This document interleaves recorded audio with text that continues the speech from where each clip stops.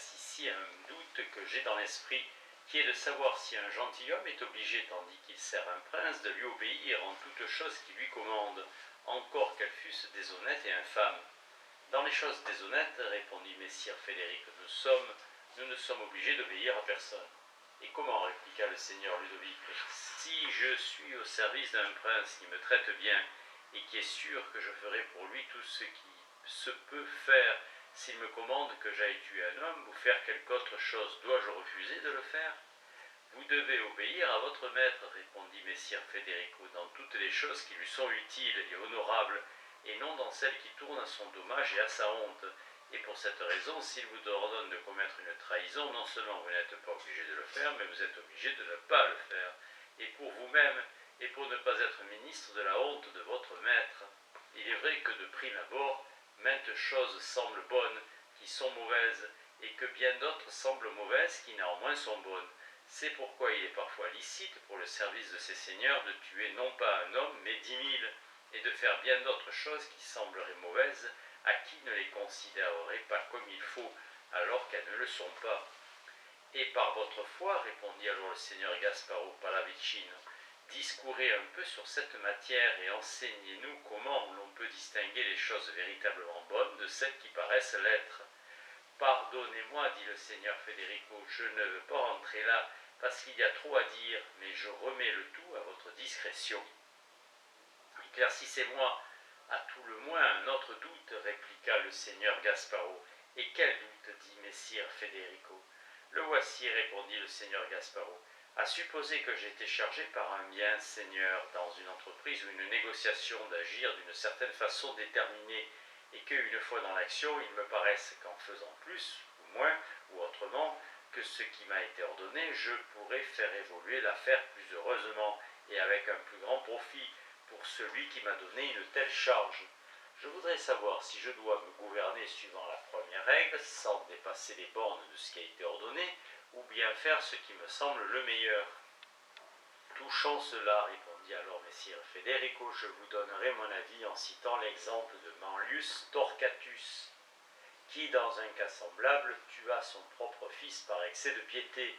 si je l'estimais digne de beaucoup de louanges, ce qu'en vérité je ne pense pas. Cependant, je n'ose le blâmer contre l'opinion de tant de siècles, car sans doute c'est une chose fort dangereuse que de dévier des commandements de ses ancêtres, en se fiant davantage à son propre jugement qu'au leur, auquel on doit raisonnablement obéir.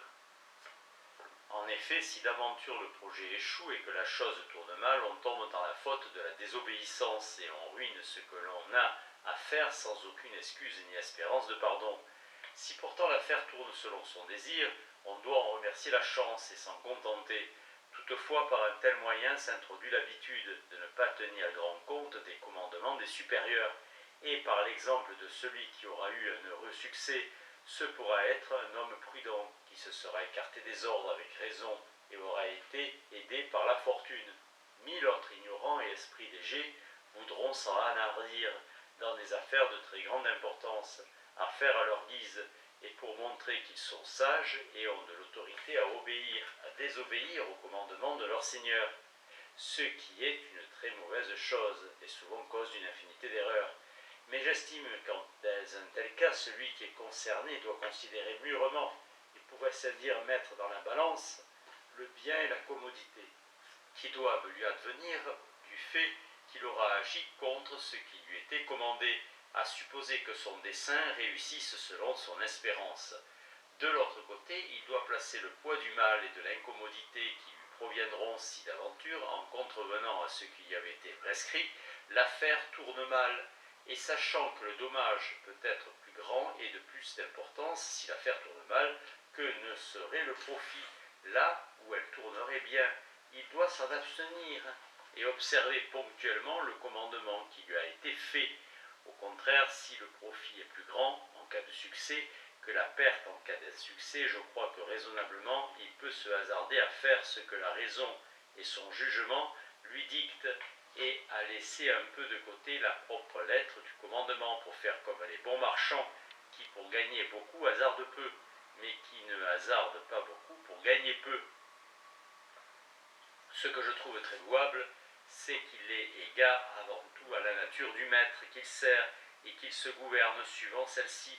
Car si cette nature était austère, comme il s'en trouve beaucoup, je ne lui conseillerais jamais, s'il était mon ami, de changer la moindre partie du commandement qu'il a reçu, afin que ne lui arrive pas ce que l'on écrit être advenu à un maître ingénieur d'Athènes, que Publius Crassus Mucianus, qui était en Asie, et qui voulait prendre d'assaut une ville, envoya chercher un de ces deux mâts de navire qu'il avait vu à Athènes pour en faire un bélier qui servirait à abattre la muraille.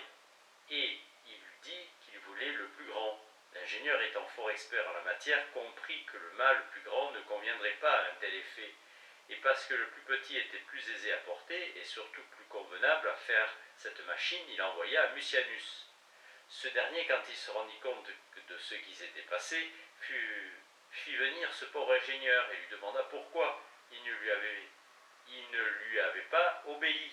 Et sans vouloir admettre aucune des raisons qu'il dit, il le fit dépouiller tout nu et battre et fouetter de verges, tant qu'il en mourut. Il lui sembla en effet qu'au lieu d'obéir, l'autre aurait voulu le conseiller. Aussi, donc, faut-il prendre beaucoup de précautions avec des hommes aussi sévères. Mais laissons désormais de côté les rapports avec des seigneurs et venons-en à la conversation avec des égaux ou presque égaux, parce qu'il faut aussi s'en occuper, étant donné que généralement elle est davantage pratiquée et que l'on s'y trouve plus souvent mêlé qu'à celle des seigneurs. Il y a pourtant certains sots qui, même s'ils sont en la compagnie du meilleur ami qu'ils aient au monde, aussitôt qu'ils rencontrent quelqu'un de mieux habillé, s'attachent à lui. Et puis il s'en trouve un autre encore mieux habillé. Il faut à nouveau de même. Ensuite, quand le prince passe par les places, les églises ou autres lieux publics, à force de coudes, ils se font faire face si bien qu'ils se mettent à son côté. Et même s'ils n'ont rien à lui dire, ils veulent pourtant lui parler, et discourent longuement, rient, se frappent les mains et la tête pour bien montrer qu'ils ont des affaires d'importance, afin que le peuple les voie en faveur. Mais puisque de tels gens ne daignent parler qu'avec des seigneurs, je ne veux pas que nous daignions parler d'eux. Mais sire Fiderico, dit alors Julien le Magnifique, puisque vous avez fait mention de ceux qui accompagnent si volontiers ceux qu'ils voient bien vêtus, je voudrais que vous montrassiez de quelle manière se doit vêtir le courtisan, quel habillement lui est le plus convenable et quelles règles il doit suivre pour que ce qui est des divers ornements de son corps. Car dans ce domaine nous voyons une infinie variété. L'un s'habille à la française, l'autre à l'espagnole, le troisième peut paraître allemand. Et même, il y en a à qui se vêtent à la manière des Turcs. L'un porte la barbe et l'autre non. Ce serait donc une bonne chose dans une confusion que de savoir choisir le meilleur. Véritablement, dit messire Federico, je ne saurais donner de règles certaines touchant l'habillement, si ce n'est que l'on doit s'accommoder à la coutume de la majorité. Et puisque, comme vous dites, cette coutume est si variée, et les Italiens si enclins à s'habiller à la mode d'autrui, je pense qu'il est loisible à chacun de se vêtir à sa fantaisie.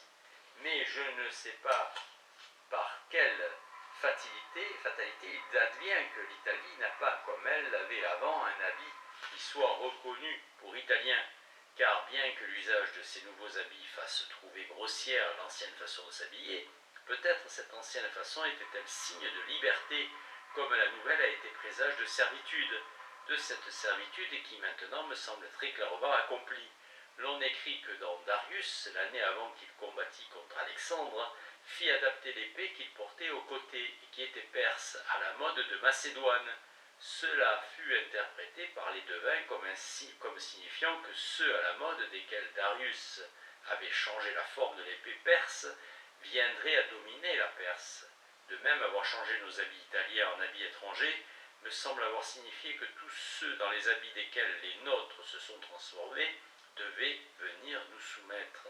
Ce qui n'a été que trop vrai, car aujourd'hui il ne reste pas de nation au monde dont nous y ayons été la proie, si bien qu'il n'y a plus guère de choses à prendre, et pourtant on ne cesse de nous piller encore. Mais je ne veux pas que nous entrions dans des propos ennuyeux, et pour cette raison il sera bon de parler des habits de notre courtisan, qui, pourvu qu'ils ne soient pas hors de mode ni contraires à la profession, peuvent, à mon avis, tous convenir, à la condition que celui qui les porte en soit satisfait. Il est vrai que j'aimerais bien, quant à moi, qu'ils ne fussent pas exagérés en quelque partie, comme l'élément français trop grand et l'allemand trop petit, mais je les aimerai comme ils sont, l'un et l'autre corrigés et ramenés à une meilleure forme par les Italiens. Il me plaît aussi que toujours ils tendent un peu plus vers le grave et le sérieux que vers le vin. C'est pourquoi il me semble que la couleur noire a meilleure grâce dans les vêtements que tout autre, et si toutefois elle n'est pas noire, au moins qu'elle tire sur le sombre. J'entends cela du vêtement ordinaire, car il ne faut pas douter que quand on porte les armes, les couleurs claires et gaies conviennent mieux, ainsi que pour les habits de fête, qui doivent être pompeux et superbes. Il en va de même pour les spectacles et jeux publics, pour les mascarades et semblables choses, parce qu'étant ainsi de couleurs variées, ils portent avec eux une certaine vivacité et alacrité qui véritablement s'accorde bien avec les armes et les jeux. Mais pour le reste, je voudrais qu'ils montrassent la sobriété qu'observe si bien la nation espagnole, parce que les choses extérieures sont souvent portent témoignage des choses intérieures.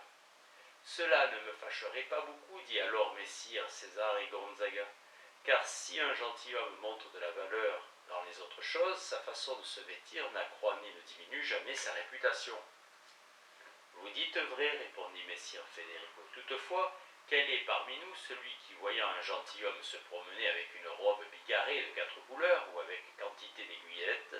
et de lacets noués et d'ornements mis de travers, ne le tiendrait pas pour un fou ou pour un bouffon? Un tel homme, dit messire Pietro Bambo, ne serait pas tenu pour un fou ou pour un bouffon par quelqu'un qui aurait demeuré quelque temps en Lombardie, car chacun y va ainsi habillé. Si donc chacun va ainsi habillé, répondit en riant madame la duchesse, on ne doit pas le reprocher, vu que cet habit leur est aussi convenable et propre qu'il est aux Vénitiens de porter leurs manches bouffantes et aux Florentins le capuchon. Je ne parle pas, dit messire Federico, de la Lombardie plutôt que des autres lieux, parce que dans toute nation on trouve des sots et des gens avisés. Mais pour dire ce qui me semble d'importance touchant le vêtement, je veux que notre courtisan, dans tout son habillement, soit propre et plein de goût, et qu'il ait un certain ton d'élégance modeste, mais non pas d'une manière féminine ou vaniteuse, et je ne veux pas que ce soit dans une chose plutôt que dans une autre, comme nous en voyons tant qui mettent tellement de soin à l'agencement de leur coiffure qu'ils oublient le reste. D'autres ne s'occupent que de leurs dents, d'autres que de leur barbe, d'autres que de leurs bottines, d'autres que de leurs bérets, d'autres que de leurs coiffes, et ainsi il advient que les rares choses élégantes qu'ils portent semblent leur avoir été prêtées, et que tout le reste qui est sans goût est reconnu comme leur appartenant en propre. Je veux que notre courtisan évite, par mon conseil, ce genre d'habitude, et j'ajoute aussi qu'il doit réfléchir à ce qu'il veut paraître, et se vêtir d'une manière qui corresponde à l'impression qu'il désire donner de lui-même, et faire que ses habits l'aident à être tenu pour tel, même de la part de ceux qui ne l'entendent pas parler, et ne lui voient faire aucune chose. Il ne me semble pas, dit alors le seigneur Gasparo Pallavicino, qu'il soit convenable, ni même usité entre personnes de qualité, de juger de la condition des hommes d'après les habits, et non d'après les paroles et les œuvres, parce que beaucoup s'y tromperaient, et ce n'est pas sans cause que le proverbe dit que l'habit ne fait pas le moine. Je ne dis pas, répondit messire Federico, qu'il faille porter des jugements définitifs sur la condition des hommes d'après cela seulement, et qui ne se connaissent pas mieux par les paroles et par les œuvres que par les habits. Mais je dis que l'habit aussi n'est pas un mince indice de la fantaisie de celui qui le porte, puisqu'il puisse être parfois faux, et non seulement cela, mais aussi toutes les manières et coutumes, outre les œuvres et les paroles, servent à juger les qualités de celui chez qui elles se voient. Et quelles sont les choses, répondit le seigneur Gasparo, sur lesquelles, selon vous, nous pourrions porter un jugement, si ce ne sont les paroles et les œuvres? Vous êtes un trop subtil logicien, dit alors messire Federico, mais pour vous dire comme je l'entends, on trouve quelques opérations qui demeurent après qu'elles sont faites, comme édifier, écrire et autres choses semblables. D'autres ne demeurent point, comme celles dont je veux maintenant parler. C'est pourquoi je ne dis pas à ce propos que marcher, rire, regarder et autres choses semblables soient des opérations, et pourtant tout cela du dehors donne souvent connaissance de ce qui est dedans. Dites-moi, n'avez-vous pas jugé que cet ami, dont nous parlions ce matin, était un homme vain et léger, aussitôt que vous l'avez vu se promener en tournant sans cesse la tête, en se démenant et en invitant d'un regard aimable la compagnie à ôter le bonnet devant lui. Quand vous voyez pareillement quelqu'un qui regarde trop attentivement avec les yeux stupides, comme un insensé, ou qui rit aussi sottement que font les goitreux muets des montagnes de Bergame, bien qu'il ne parle pas ou ne fasse rien d'autre, ne le tenez-vous pas pour un grand balourd? Vous voyez donc que ces manières de faire et de se comporter, que je n'entends pas pour le moment être des opérations, font en grande partie connaître les hommes. Mais il me semble qu'il y a autre chose qui donne et ôte la réputation. C'est le choix des amis avec lesquels on doit avoir une intime pratique. Car indubitablement, la raison veut que ceux qui sont conjoints par une étroite amitié et une compagnie indissoluble soient également accordés par la volonté, le cœur, le jugement et l'esprit. Ainsi, celui qui fréquente les ignorants et les méchants, ou les méchants est tenu pour un ignorant ou pour un méchant. Et au contraire, celui qui fréquente les bons, les sages et les avisés est tenu pour tel, car il semble que par nature toute chose se conjugue volontiers avec son semblable. C'est pourquoi je pense qu'on doit faire bien attention quand on commence ses amitiés, parce que les deux étroits amis, celui qui connaît l'un imagine aussitôt que l'autre est de la même condition. Il me semble vraiment, répondit alors messire Pietro Bembo, que l'on doit grandement veiller à limiter ce genre d'amitié unanime, non seulement parce qu'on y acquiert ou perd sa réputation, mais parce qu'aujourd'hui on trouve bien peu de vrais amis, et je ne crois pas qu'il y ait encore au monde des Pylades et des Orestes, des Thésées et des Pirithous, des Scipions et des Laelius, mais je ne sais pas par quel dessein il advient chaque jour que deux amis qui avaient vécu plusieurs années dans un amour très cordial finissent en quelque manière par se tromper l'un l'autre, ou par malice, ou par envie, ou par légèreté, ou pour quelque autre mauvaise raison, et chacun met sur son compagnon la faute de ce que peut-être l'un et l'autre méritent.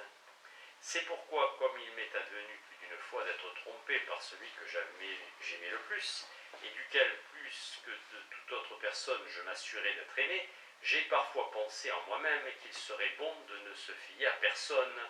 au monde et de ne pas se livrer à un ami, aussi cher et aussi aimé qu'il soit, au point qu'on lui communique sans réserve toutes ses pensées, comme on ferait à soi-même. Car il y a tant de cachettes et de recoins dans nos cœurs qu'il est impossible que la prudence humaine puisse connaître les dissimulations qui y sont cachées. Je crois donc qu'il est bon d'aimer et de servir l'un plus que l'autre, selon les mérites et la valeur,